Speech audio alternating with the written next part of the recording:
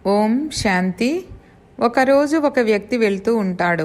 అతనికి దారిలో ఒక ఏనుగుల్ని ఉంచే ఇల్లు కనిపిస్తుంది.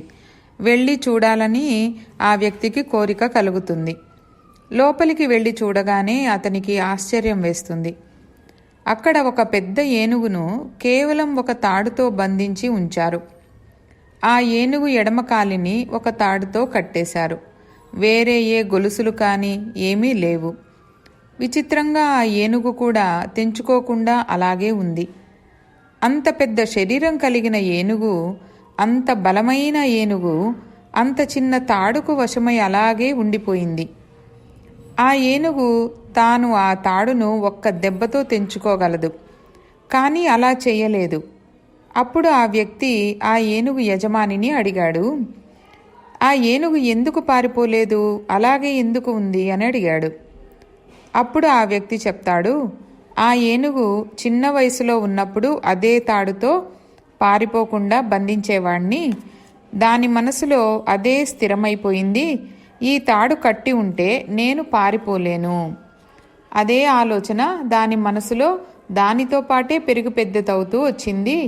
అందుకే అది ఇప్పటికీ కూడా ఆ సన్న తాడుతో బంధింపబడి ఉంది అని చెప్పాడు. అదేవిధంగా మనలో కూడా అనేక రకాలైన నమ్మకాలు మన మనస్సును బంధించి ఉన్నాయి. అనేక రకాలైన నమ్మకాలు మన మనస్సును బంధించి ఉన్నాయి.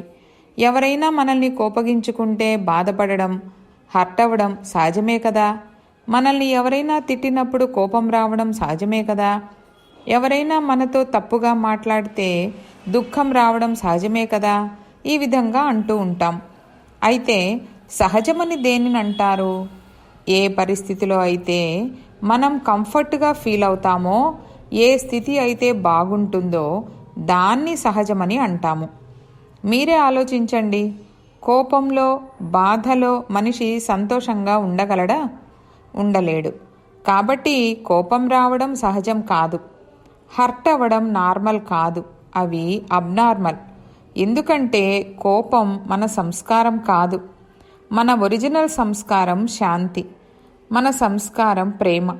అందుకే మనం చాలాసార్లు అంటుంటాం, ఒక్క నిమిషం నన్ను శాంతిగా ఉండనివ్వండి అని.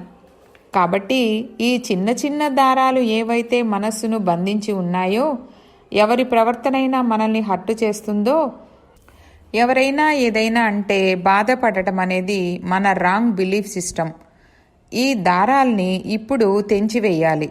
ఎందుకంటే ఇటువంటి బంధనలో ఉన్నప్పుడు మనం ఎప్పుడూ సుఖంగా ఉండలేము. కాబట్టి జీవితంలో సుఖంగా, సంతోషంగా, శాంతిగా ఉండాలనుకుంటే ఇటువంటి చిన్న చిన్న దారాల్ని తెంచివేయాల్సి ఉంటుంది. స్వతంత్రంగా కావాల్సి ఉంటుంది. ఓం శాంతి.